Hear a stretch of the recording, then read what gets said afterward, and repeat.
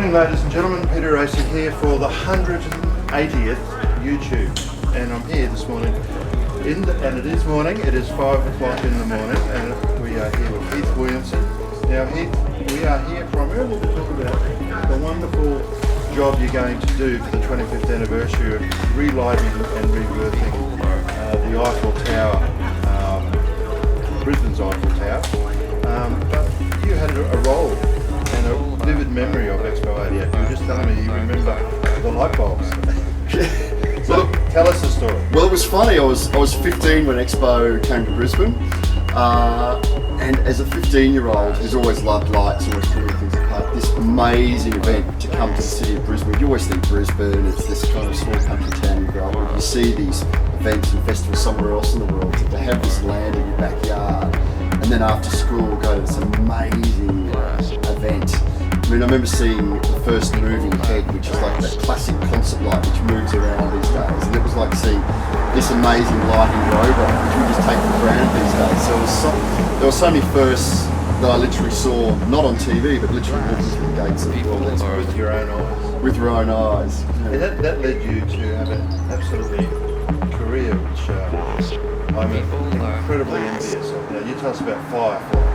Firefly's a lighting company I started about 7 years ago now.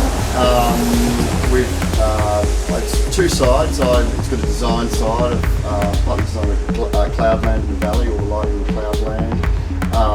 Various other nightclubs, restaurants, city malls from Alice Springs to Melbourne, shopping centres, high-rise buildings. But the passion came basically straight after Expo. When I left school in 1989, all I wanted to do was lighting and the film industry. And they were filming a television commercial on the Oval, and I went up and marched up to the director, which was Dick Marks, the Australian Film Company at the time.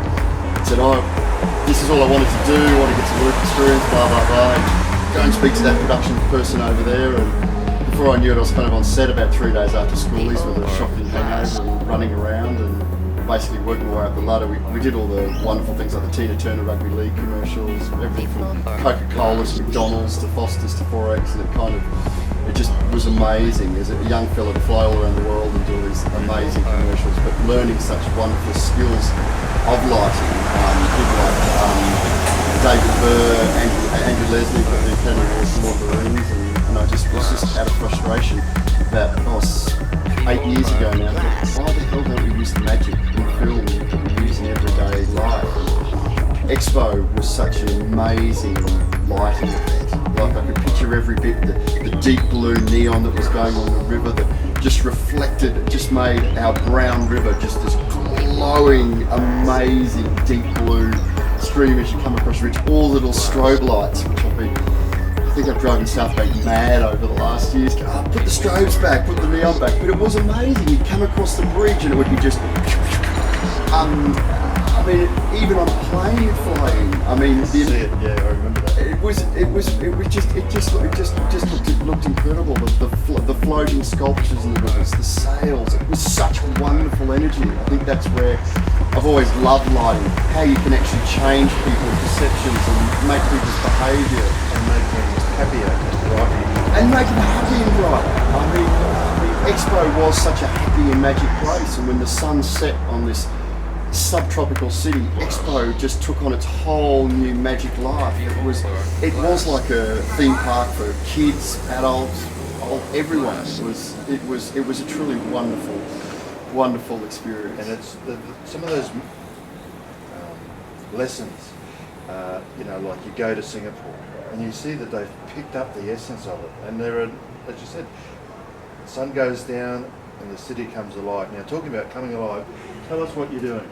Well, it's looking pretty dark at the moment. It is. I mean, people will wonder why we are here, but this is a counterpoint. The old film side of me is kicking in going, what if the camera can actually see it in the background? But there is a tower there.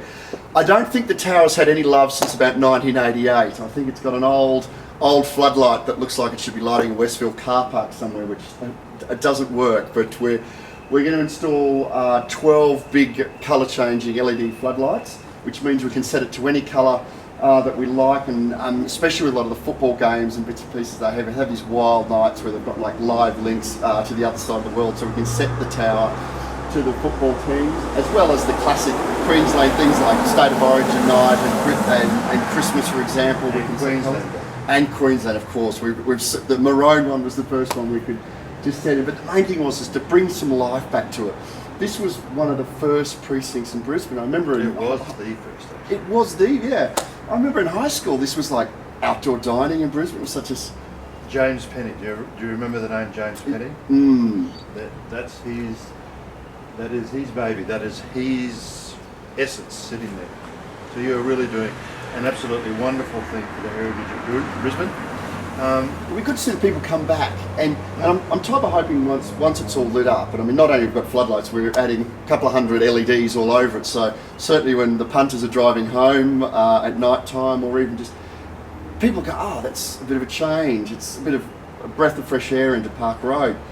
The idea is try and bring the punters back and... You want to scare the punters. Yeah. Put a pink elephant in there, then they'll really think they've had too much to drink. Throw a full stick in the works. Fantastic. But I mean, it's wonderful. I mean, the joy of Expo, and I mean, it's funny, all those elements there. I mean, I had the pleasure of working with John Raymond, who did a lot of the lighting at Expo. I felt like I was meeting a rock star a couple of years ago when we were doing some work on the Brisbane Festival. I love your strobes, I loved all the blue neon, etc. So it's kind of fun to actually do some work in your hometown and actually bring some love back to the city of Brisbane as such.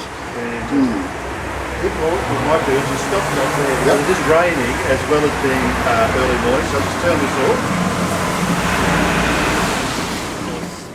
The other side about these pieces, that they've been outside now for a good 10 years, copping all the weather, abuse, wind, hail, storms.